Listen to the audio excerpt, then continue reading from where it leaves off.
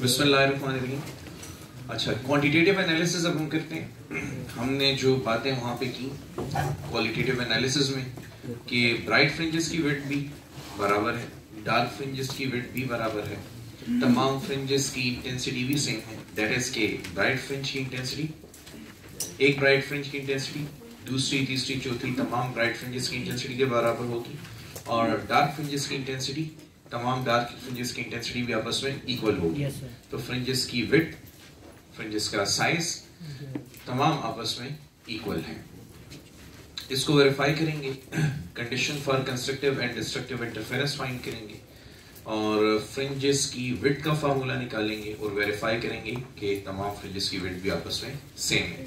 अच्छा, उसके लिए सबसे पहले condition for constructive and destructive interference, यहाँ पे पॉइंट पी ले लेते हैं। पॉइंट पी पर कोई भी फ्रिंज बन सकती है, जो कि ब्राइट फ्रिंज भी हो सकती है और डार्क भी। वी डोंट नो कि वो ब्राइट है या डार्क है, ये डिपेंड करता है पार्ट डिफरेंस पर कि पार्ट डिफरेंस कितना है। सो मैं एक पॉइंट पी कंसिडर कर लेता हूं, और इस पॉइंट पी पर सोर्स ए और सोर्स बी से वेव्स ट्रेवल करती हुई आ रही हैं।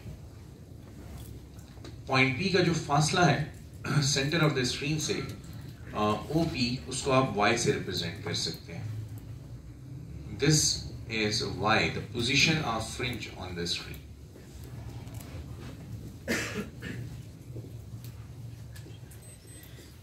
With respect to centre of screen.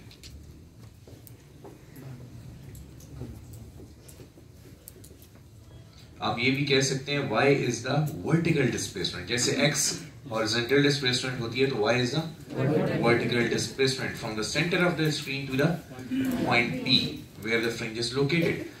अच्छा, center of the slit और center of the screen के दरमियान जो फासला है किससे रिप्रेजेंट किया गया है? L से। यूजुअली ये मीटर्स में होता है, 1 to 4 मीटर ये हो सकता है, ठीक है।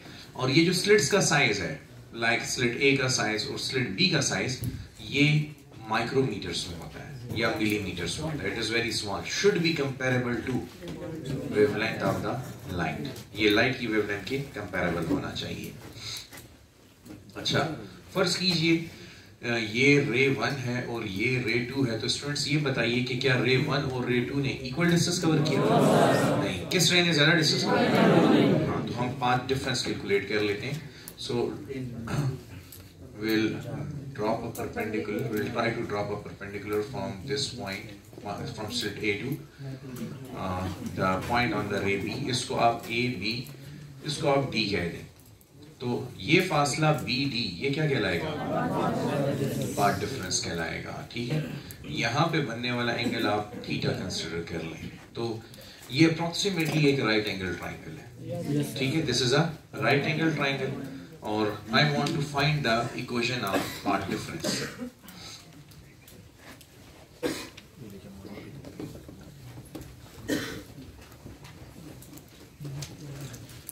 तो पार्ट डिफरेंस की इक्वेशन फाइंड करने के लिए कंसिडर कीजिए राइट एंगल ट्राइंगल में ये जो साइड है it is represented by D, this side is represented by BD, it is a path difference.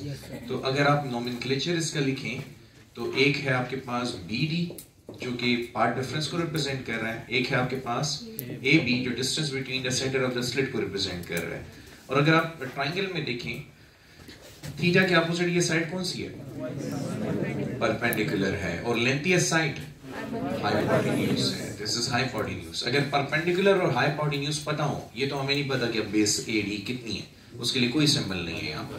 तो अगर परपेंडिकुलर और हाइपोटेन्यूज पता है तो फिर साइन थीटा लगेगा या कॉस थीटा? साइन थीटा लगेगा। So will use sine theta. Sine theta is equal to perpendicular by hypotenuse.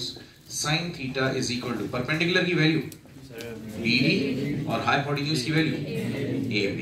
तो फिर इसमें वैल्यूज पुट कीजिए। Sine theta is equal to BD की जगह पार्ट डिफरेंस और AB की जगह the distance. So you get sine theta is equal to PD by D, या फिर PD is equal to D sine theta. अच्छा, इस पूरे चैप्टर में हमारा टारगेट हमेशा यही होगा कि पहले पार्ट डिफरेंस की इक्वेशन निकाल लें, और इस एक्सपेरिमेंट में पार्ट डिफरेंस कितना है? अगर ये पार्ट डिफरेंस m लैम्डा के बराबर हुआ तो कौन सी इंटरफेरेंस? कंस्ट्रक्टिव। और अगर ये m प्लस हाफ लैम्डा के बराबर हुआ तो डिस्ट्रक्टिव। दैट्स इट, ये हमारा टास्क था। बड़े ही आसानी से आपने देखा कि पार्ट डिफरेंस निकल आया। तो अब अगर ये पार्ट डिफरेंस m लैम्डा के बराबर हो तो कंस्ट्रक्टिव इंटरफेरेंस, और m प्लस हाफ लैम्डा के बराबर हो तो डिस्ट्रक्टिव इंटरफेरेंस होगी। समझ आई कि नहीं आई? तो हम कंसीडर करते हैं कि पॉइंट P पर कंस्ट्रक्टिव इंटरफेरेंस हो रही है। So for constructive interference at point P, we'll write the condition. Constructive interference at P. तो point P पर constructive interference के लिए requirement क्या है कि part difference कितना होना चाहिए? m lambda, जिसमें m की क्या वैल्यू है? 0, 1, 2, 3, ठीक है? तो अब फर्ज कीजिए ये आपकी इक्वेशन 1 है, ये इक्वेशन 2 है। तो if you put 1 equal to 2 we get D की जगह क्या आएगा? d sin theta is equal to m lambda, क्योंकि इक्वेशन 1 भी आपको पार्ट डिफरेंस की वैल्यू दे रहा है जो d sin थीटा है, और इक्वेशन 2 भी आपको पार्ट डिफरेंस की वैल्यू दे रहा है। अगर आप दोनों को इक्वल पुट करें तो d sin थीटा किसके बराबर होगा? m लैम्डा के बराबर होगा। और m की वैल्यू आपने ऑलरेडी मेंशन की कि m की वैल्यू 0, 1, 2, 3। इसको plus minus 1, plus minus 2, plus minus 3 भी कहेंगे। वजह, अगर स्क्रीन के ऊपर है तो प्लस 1, स्क्रीन के नीचे है तो माइनस 1 होगा, ठीक है। सेकेंडली, ये कौन सी फ्रिंज है? ये 0th order, this is the 0th order bright fringe, ठीक है। 1 कौन सी है? m की वैल्यू अगर 1 हो तो m की value 1 represents first order bright fringe, और m की value 2 represents second order bright fringe. समझ आ गई? ओके। फिर आप सॉल्व करेंगे कंडीशन फॉर। अच्छा एक स्टूडेंट्स, एक बात बताइए, अगर आपको m लैम्डा और d दे दें तो थीटा निकाल लेंगे, और अगर आपको d थीटा और m दे दें लैम्डा निकाल लेंगे, और अगर लैम्डा निकाला तो क्या साबित हुआ कि लाइट इज अ वेव। और ये हमारे एक्सपेरिमेंट का टारगेट है कि हम ये साबित करते हैं कि लाइट एक वेव है। तो हम इस इक्वेशन की मदद से, क्योंकि d is the distance between the slit, ये हमने खुद बनाई है, तो ये डिस्टेंस हमें पता होता है, d मिलीमीटर में होता है, d मिलीमीटर में होता है, स्लिट का साइज माइक्रोमीटर में होता है, और l मीटर्स में होता है। तो क्योंकि ये वैल्यूज तो हमें पता है, so we can easily find lambda, ठीक है। Okay, now destructive interference at P। अब बताओ, अगर पॉइंट P पर डिस्ट्रक्टिव इंटरफेरेंस हो तो क्या लिखोगे? कॉपी करो यहां से, d should be, path difference should be equal to m plus half lambda, और हम जानते हैं कि एक्चुअली पार्ट डिफरेंस कितना है? d sin थीटा है। तो इसको इक्वेशन 3 का नाम दे दें। Now what you will do, you will compare 1 and 3। तो अगर आप 1 इक्वल टू 3 पुट करें तो 1 में पार्ट डिफरेंस कितना है?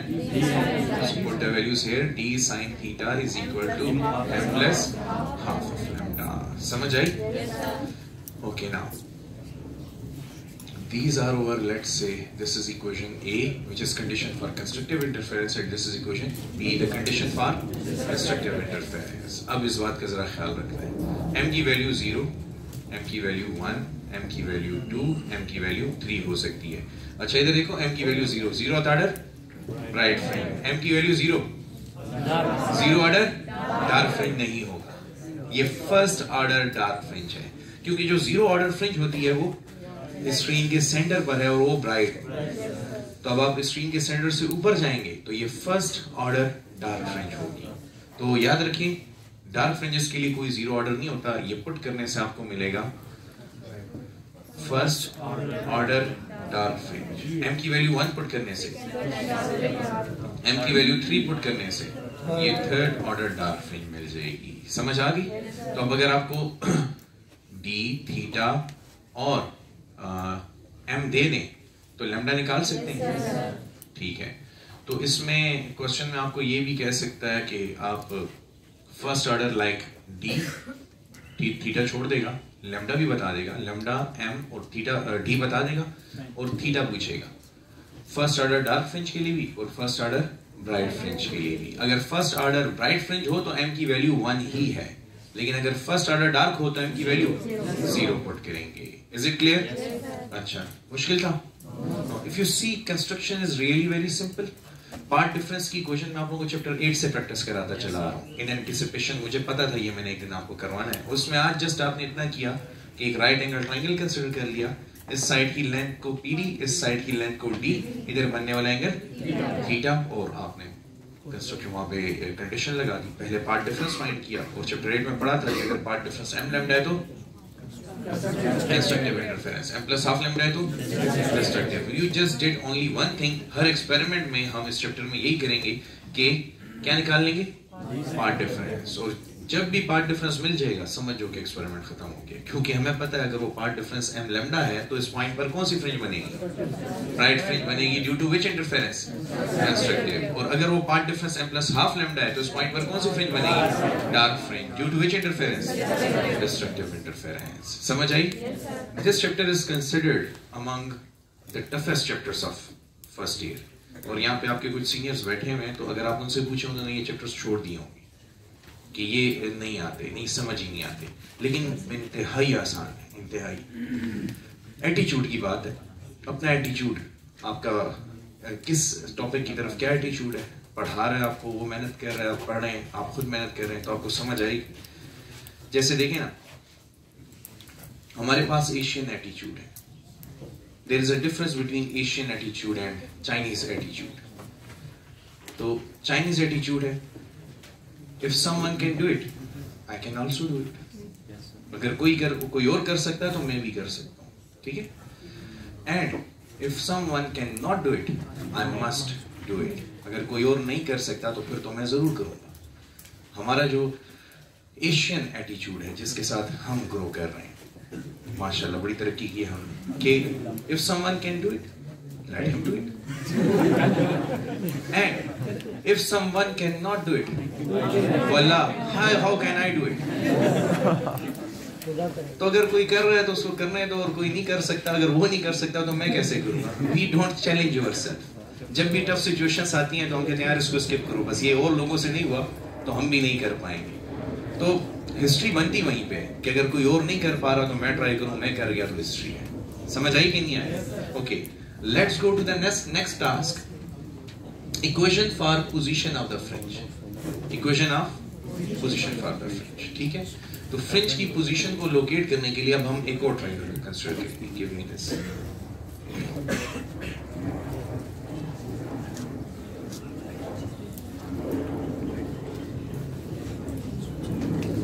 अच्छा स्टूडेंट्स, अगेन देखिए आपके पास एक राइट एंगल ट्रायंगल बना है, OPC या OCP, ये आपके पास एक और राइट एंगल ट्रायंगल है। और इस राइट एंगल ट्रायंगल में अगेन स्टूडेंट्स देखें कौन सी दो साइड्स आपको पता है? बेस और परपेंडिकुलर। तो अब आपको क्या करना है कि आपको फ्रिंज की पोजीशन बतानी है। तो पोजीशन ऑफ द फ्रिंज के लिए मैं स्टार्ट करता हूं यहां से, position of fringe. Position of fringe के लिए हम इसी तरह एक स्टार्टिंग इक्वेशन बनाएंगे जो हमने यहाँ पे पार्ट डिफरेंस के लिए बनाई थी। तो आप इस right angle triangle, consider triangle OPC, इस ट्रायंगल में आप ऐसा करें, टेंजेंट थीटा अप्लाई करें। Tangent theta is equal to perpendicular upon base. अब स्टूडेंट्स खुद बताइए कि इस ट्रायंगल में परपेंडिकुलर y को रिप्रेजेंट कर रहा है, बेस L को रिप्रेजेंट कर रही है। तो इस फॉर्मूले के मुताबिक y is equal to L। Tangent theta बनेगा कि नहीं? y is equal to L tangent theta, ठीक है? अच्छा, अब स्मॉल एंगल अप्रोक्सीमेशन का इस्तेमाल करेंगे। For small angles tangent theta is approximately equal to sine theta. छोटे एंगल्स पर टेंजेंट थीटा साइन थीटा के ही बराबर होगा। वो कौन सा एंगल है जिसपे ये एग्जैक्टली इक्वल हो जाएंगे? मिसाल के तौर पे जीरो ट्राई करते हैं, देखते हैं कि जीरो पर ये बराबर होते हैं या नहीं होते। देखिए tangent zero zero and sine zero, तो जीरो पर ये एग्जैक्टली सेम हो जाएंगे। लेकिन जैसे जैसे एंगल बढ़ता रहेगा डिफरेंस ज्यादा होगा। तो छोटे एंगल्स पर ये अप्रोक्सीमेटली सेम है और ये एंगल बहुत छोटे होते हैं। ये एंगल वाकई में बहुत छोटे होते हैं, 3.2 डिग्री, 5 डिग्री, 4 डिग्री, 2.2 डिग्री, बहुत छोटे छोटे ये एंगल हैं, तो उसके लिए अप्रोक्सीमेशन वैलिड है. So we can replace y by l sin theta. तो y क्या रिप्रेजेंट करता है? पोजीशन ऑफ फ्रिंज को, और position of fringe in terms of length l और sine theta, in terms of theta आप फाइंड कर सकते हैं. ठीक है. अब ये कौन सी फ्रिंज है? y. ये ब्राइट भी हो सकती है और ये जो डिपेंड किस पे करता है? पाथ डिफरेंस के ऊपर करता है. तो अगर मैं ब्राइट फ्रिंज की पोजीशन फाइंड करना चाहता हूं तो मैं दोबारा क्या करूंगा? इधर देखो, इसको नाम दे दो equation number 4.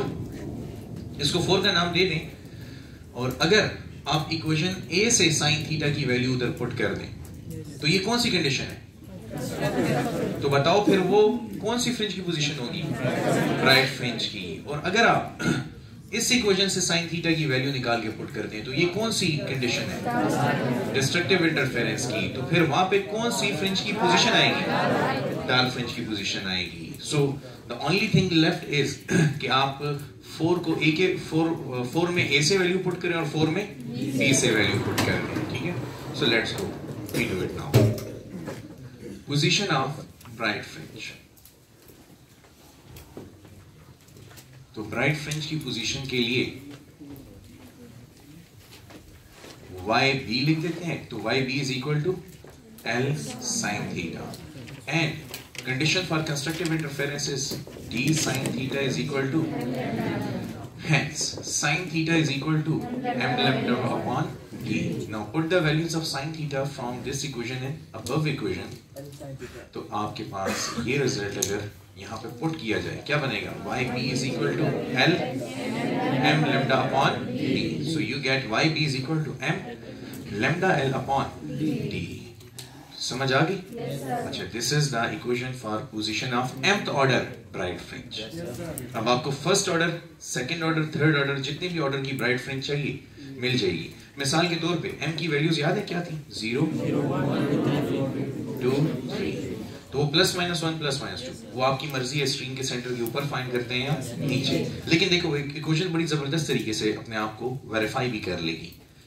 YB is directly proportional to M. बताओ जीरोथ ऑर्डर ब्राइट फ्रिंज कहां पर है? वो तो स्क्रीन के सेंटर पे है, तो उसका फासला सेंटर से 0 होगा. तो अगर मैं इधर 0 पुट करूं तो सारा 0. समझे कि नहीं? अगर आपको मेरी पहली डायग्राम याद हो तो first order bright fringe lambda के डिस्टेंस पर आती थी कि नहीं? तो M की वैल्यू 1 पुट करेंगे तो लैम्डा के मल्टीपल के बराबर होगी. समझ आई? ओके. बिल्कुल इसी पैटर्न पर position of dark fringe find करते हैं.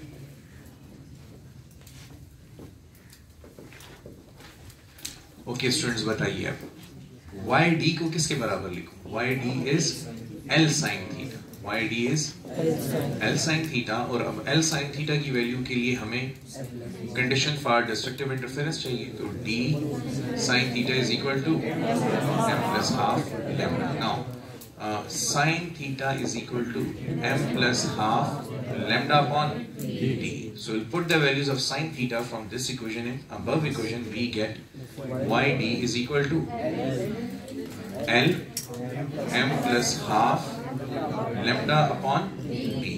So YD is equal to m plus half lambda L upon d. समझ आ गई? अच्छा, जरा इक्वेशन का एनालिसिस भी कर लेते हैं. स्टूडेंट्स, L और D अगर कांस्टेंट हैं तो YB की वैल्यू M और लैम्डा पे डिपेंड करेगी. यानी मैंने एक्सपेरिमेंटल सेटअप एक ही लिया हुआ है. जो मैंने एक दफा एक्सपेरिमेंटल सेटअप ले लिया, वो डायग्राम ड्रॉ कर दी, वो मैं नहीं चेंज कर रहा. मतलब स्लिट्स के दरमियान फासला भी नहीं चेंज कर रहा, सेंटर ऑफ द स्लिट और स्क्रीन के दरमियान फासला भी नहीं चेंज कर रहा. तो अब फ्रिंज की जो पोजीशन है वो M और लैम्डा पे डिपेंड करती है. अच्छा, एक बात बताएं, अगर मैं यहाँ पे M की वैल्यू 1 पुट कर दूं और उसके बाद मैं एक ही एक्सपेरिमेंट में 2 वेवलेंथ्स का इस्तेमाल करूं, रेड भी और ग्रीन भी, तो क्या दोनों की first order bright fringe same position पर होगी? नहीं.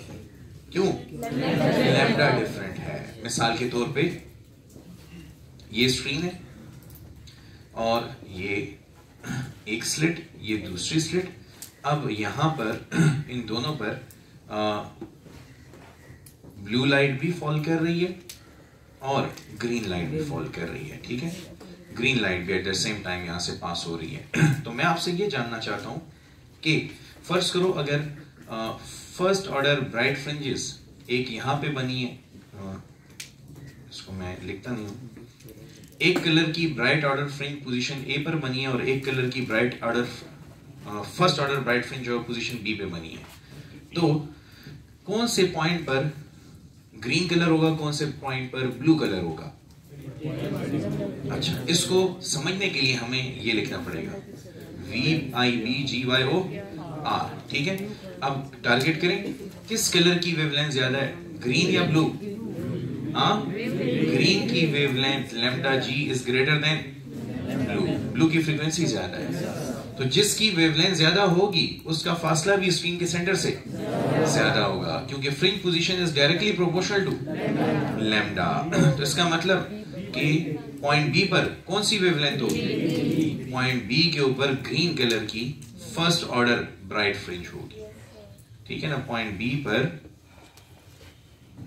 ग्रीन कलर की फर्स्ट ऑर्डर ब्राइट फ्रिंज होगी और पॉइंट ए पर ब्लू कलर की फर्स्ट ऑर्डर ब्राइट फ्रिंज होगी। हो सकता है इनमें कुछ ओवरलैपिंग रीजन भी हो, वी डोंट माइंड दिस, लेकिन इससे एक बात क्लियरली पता चल रही है कि डिफरेंट वेव्स की fringes, same fringes, first order, second order, third order, वो सेम पोजीशन पे, that is because of the difference in wavelength. अच्छा, फिर आपसे एक और क्वेश्चन एग्जामिनर पूछ सकता है कि अगर यंग डबल स्लिट एक्सपेरिमेंट में मोनोक्रोमेटिक सोर्स ऑफ लाइट की जगह कलर्ड लाइट इस्तेमाल, व्हाइट लाइट इस्तेमाल की जाए, सनलाइट इस्तेमाल की जाए, तो इधर पैटर्न बिल्कुल ब्राइट होगा, बिल्कुल डार्क होगा या कलर्ड होगा? कलर्ड होगा। फिर इधर रेनबो पैटर्न बन जाएगा, क्योंकि हर कलर अलग अलग पोजीशन पे आता है। समझ आई कि नहीं आई? ओके, अब पोजीशन ऑफ ब्राइट और डार्क फ्रिंज फाइंड करने के बाद हम ब्राइट और डार्क फ्रिंजेस की विड्थ फाइंड करेंगे कि ब्राइट फ्रिंजेस की विड्थ आपस में बराबर है या नहीं, डार्क फ्रिंजेस की विड्थ आपस में बराबर है या नहीं है, और उसी से पता चलेगा कि ब्राइट फ्रिंज की विड्थ ज्यादा होती है या डार्क की। वैसे एक्सपेरिमेंटली हमें पता होता है कि तमाम ब्राइट फ्रिंजेस की विड्थ सेम है, तमाम ब्राइट फ्रिंजेस की विड्थ भी सेम है, और तमाम ब्राइट और डार्क फ्रिंजेस की विड्थ भी आपस में सेम है। किस रीजन में? जिस रीजन में हम स्क्रीन को ऑब्जर्व कर रहे हैं, हमारी फील्ड ऑफ व्यू में, इस रीजन में और इस रीजन में। हाँ, इससे अगर आप बहुत ऊपर या बहुत नीचे जाएं, फिर विड्थ और इंटेंसिटी में वो चेंज होगी। तो हमारी फील्ड ऑफ व्यू में ये तमाम चीजें क्या रहती हैं? सेम, कांस्टेंट रहती हैं, ठीक है। So let's find the position of width of bright fringe, width of bright fringes।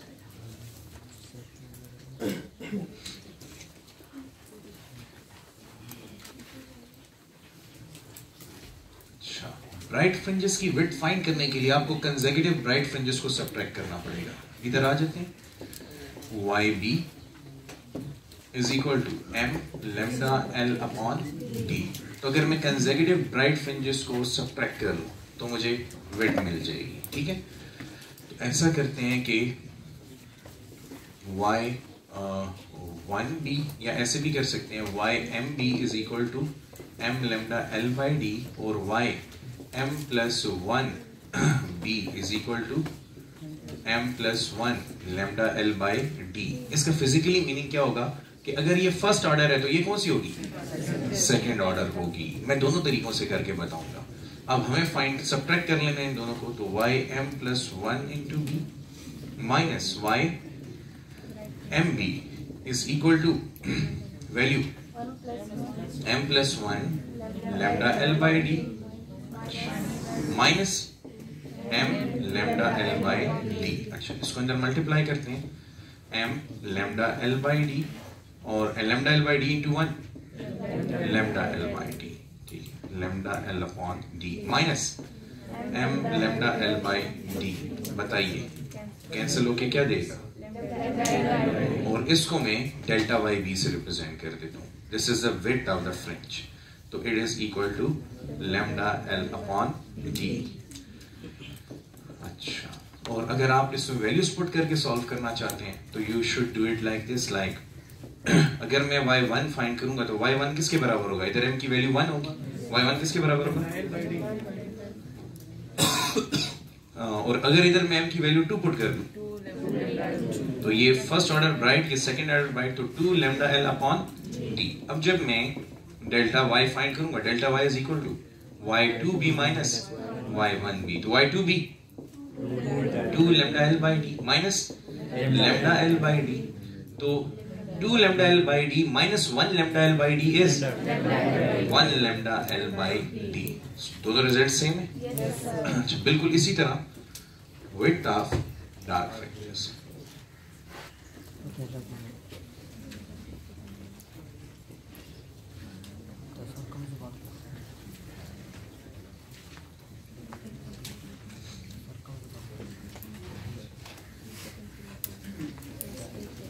Dark fringes की विड्थ के लिए अब देखो बिल्कुल यही पैटर्न अपनाओ, तो क्या लिखोगे, YMD किसके बराबर होगा, तो m plus half lambda l by d। और अगर ये y m को किससे रिप्लेस करेंगे, m प्लस 1 इंटू d के बराबर हो, तो इधर क्या आएगा, m की जगह m plus 1 plus half lambda l by d। मिसाल दूं, अच्छा इधर पैरेलल में न्यूमेरिकल एनालिसिस देखिए, अगर आप लेते हैं फर्स्ट ऑर्डर डार्क फ्रिंज तो बताइए m की क्या वैल्यू होगी, नो 0। फर्स्ट ऑर्डर के लिए m की क्या वैल्यू होगी, 0। So you will put 0 plus half lambda l by d, तो क्या आएगा, half of lambda l by d। और अगर आप y2d फाइंड करते तो उसके लिए 1, तो आप लिखेंगे m की जगह, इसी क्वेश्चन में m की जगह 1 plus 1 by 2 lambda l by d, which is 1 plus 1 by 2 is 3 by 2 lambda l by d। अच्छा, अब इधर अगर आप डेल्टा y फाइंड करें तो delta y is equal to y2d minus y1d। So delta y d is equal to, it is 3 by 2 lambda l by d minus 1 by 2 lambda l by d, which is equal to, इन दोनों में common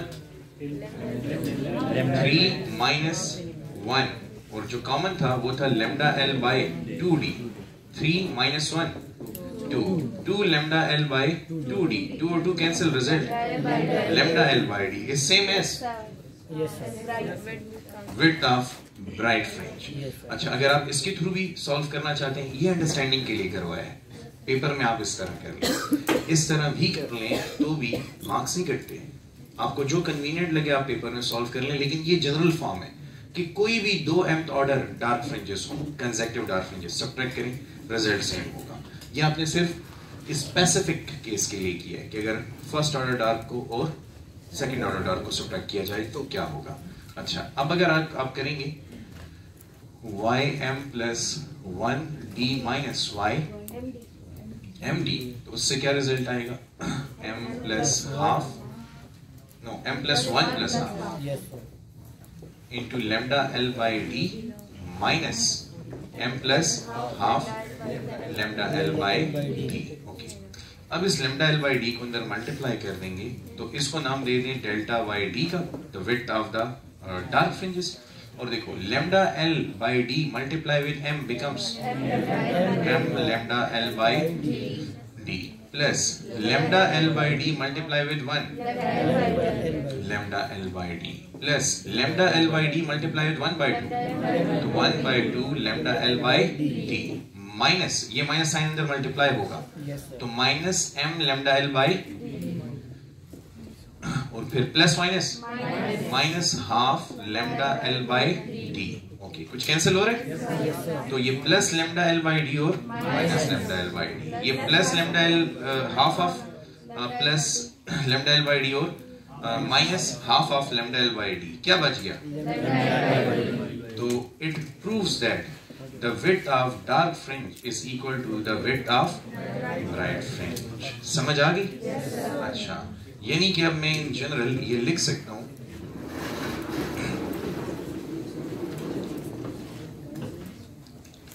कि the width of bright fringe is equal to the width of dark fringe is equal to delta y is equal to lambda l upon d। तो अब आप देखें ना, आपसे अगर कोई क्वेश्चन पूछ ले, ठीक है, तो आप क्या जवाब देंगे? क्योंकि फ्रिंज की जो विड्थ है वो 3 फैक्टर्स पे डिपेंड कर रही है। तीनों फैक्टर्स को बाहर निकालें और एनालिसिस करें। This is directly proportional to, directly proportional to, inversely proportional to D. अच्छा, आपको कहता है कि एक एक्सपेरिमेंटल सेटअप है, यंग डबल स्लिट एक्सपेरिमेंट में, एट द सेम टाइम उसके ऊपर 2 वेवलेंथ्स आ रही हैं, और वो 2 वेवलेंथ्स कौन कौन सी हैं? उनमें एक है रेड और एक है येलो। कौन से कलर की फ्रिंज विड्थ ज्यादा होगी? तो जिसकी वेवलेंथ ज्यादा है उसकी फ्रिंज विड्थ भी। तो the width of red is greater then the fringe width of yellow colour. समझ आई? अच्छा, फिर कहेगा कि स्क्रीन के सेंटर और स्लिट के सेंटर के दरमियान अगर फासला इंक्रीज कर दिया जाए तो फ्रिंज विड्थ ज्यादा होगी। तो अगर आपको एक्सपेरिमेंटल सेटअप में याद हो तो मैंने बताया था कि ये जो फासला है L, ये मीटर्स में होता है, ये वाला फासला मिलीमीटर में आएगा। देख लेना, ये फ्रिंज विड्थ है और ये मिलीमीटर में आएगी। फ्रिंजेस का साइज मिलीमीटर्स में होता है और ये फासला भी मिलीमीटर्स में मैंने आपको बताया था, जबकि A और B का साइज माइक्रोमीटर में बताया था। तो ये फासला आप जितना बढ़ाएंगे फ्रिंजेस का साइज, अच्छा ये लॉजिकल भी है क्योंकि जितना वेव सोर्स से दूर जाए उतना वेव फ्रंट बड़ा हो रहा है कि नहीं, इसीलिए फ्रिंजेस का साइज भी बढ़ रहा है। ठीक है, और फिर ये बताया गया कि अगर आप इन दोनों के दरमियान डिस्टेंस को कम करेंगे तो फ्रिंजेस का साइज इंक्रीज होगा। It is inversely proportional as you seen the equation, कि जितना आपके पास d कम हो उतनी फ्रिंज विड्थ ज्यादा, जितना आपके पास लेंथ ज्यादा हो उतनी फ्रिंज विड्थ, जितनी वेवलेंथ ज्यादा हो फ्रिंज विड्थ उतनी ज्यादा। तो ये था आपका सारा क्वांटिटेटिव एनालिसिस, और हमें इससे ये पता चल गया कि width of the bright fringe is equal to width of the dark fringe. ठीक है, ये सारे आपस में बराबर हैं, तमाम फ्रिंजेस की विड्थ आपस में बराबर है। Light is a wave, light has wave nature, क्योंकि हमने उसकी वेवलेंथ फाइंड कर ली है। समझ आ गई? Thank you for today.